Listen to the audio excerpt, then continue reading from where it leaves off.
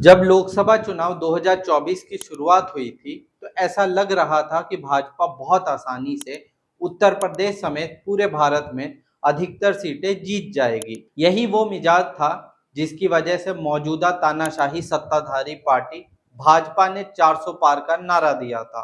भाजपा को लगता था कि वो विपक्षी नेताओं की चूड़ी टाइट करके पूरे माहौल को अपने पक्ष में कर लेगा, मगर बीच में जनता आ गई।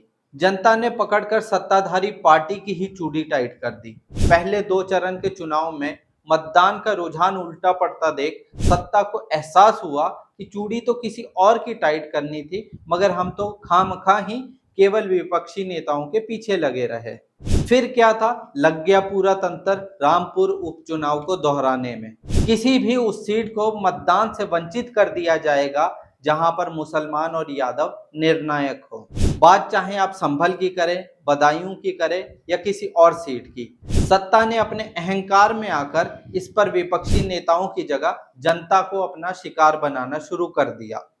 महिलाओं को तो इतनी बुरी तरीके से मारा पीटा गया है कि वो अपने जख्म भी दिखा नहीं सकती हैं। पुलिस प्रशासन लगातार लाठीचार्ज करते हुए पूरे के पूरे पोलिंग बूथ को ही खाली करवा ले रहा है। लोग इतने शदीद जख्मी हैं कि बूथ के बाहर सड़क पर गिरे हुए हैं।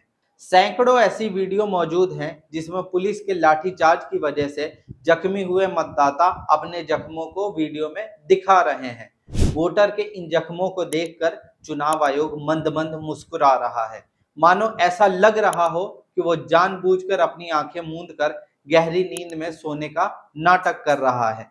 वैसे तो मेरे हिसाब से चुनाव आयोग की श्रद्धांजलि समारोह का आयोजन कर लेना चाहिए, क्योंकि चुनाव आयोग इस लोकसभा चुनाव में पूरी तरीके से निकम्मा और निठल्ला बनकर बैठा हुआ है।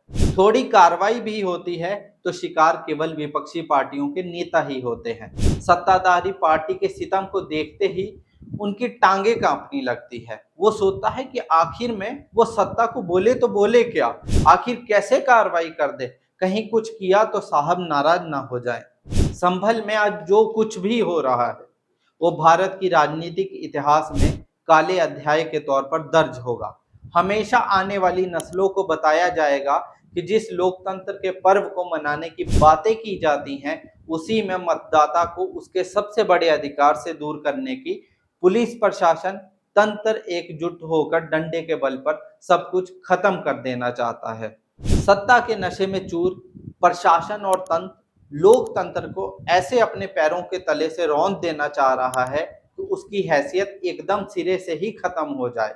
चुनाव आयोग को विनम्र श्रद्धांजलि। जय भारत, जय लोकतंत्र।